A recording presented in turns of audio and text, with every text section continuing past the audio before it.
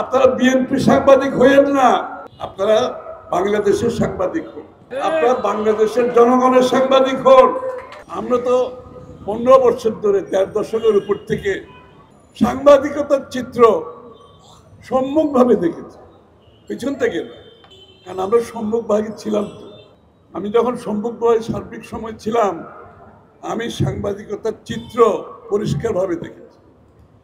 কারা নিজের দেশকে বিক্রি করে সাংবাদিকতা করেছে, নিজের দেশকে বিক্রি করে বলতেছে, কারা ফ্যাসিস্ট স্বৈরাচারের সাথে থেকে সুবিধা ভোগ করে নিজের সাংবাদিকতার পরিচয়টাকে ধ্বংস করে দিয়েছে। সাংবাদিকতার পেশাজীবীর তার যে দায়িত্ব সেটা সে নষ্ট করেছে। আমরা দেখেছি শেখ হাসিনার প্রেস কনফারেন্স, দেখেছি না? প্রত্যেকবার ঘুরে আসার পর একটা প্রেস কনফারেন্স। আমরা সেই প্রেস কনফারেন্সে সাংবাদিকতার কিছু রূপ তো দেখেছি। বসুন্ধরা টিস্যু অশুদ্ধতার বিরুদ্ধে এক বিন্দুও ছাড় নয়। লজ্জাবিহীন, নির্লজ্জ,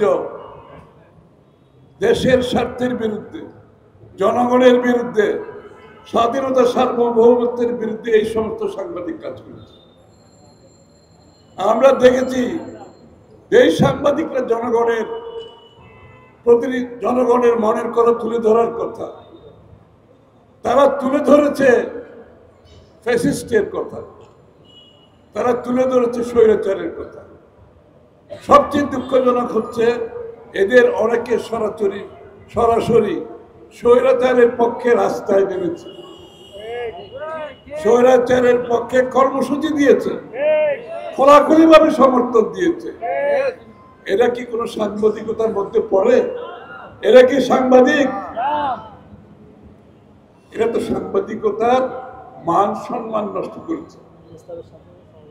প্রেস ক্লাবের সামনে দাঁড়িয়ে যারা স্বৈরাচারের পক্ষে দাঁড়াতে পারে, ফ্যাসিস্টের পক্ষে দাঁড়াতে পারে, একটি ব্যক্তির পক্ষে দাঁড়াতে পারে, একটি দলের পক্ষে দাঁড়াতে পারে, তারা সাংবাদিকতার ডেফিনিশনের মধ্যে, এরা সাংবাদিকতার মধ্যে পড়ে। এরা দলীয়, এরা তো দলীয় কর্মীতে পরিণত হয়েছে। এরা তো সাংবাদিকতার কোন মানদণ্ডে এরা সাংবাদিক না। এই জিনিসগুলো আমাদেরকে অনুধাবন করতে হবে। আমাদেরকে তাদের পথে যাতে চলতে না হয় এটা মাথায় রাখতে হবে।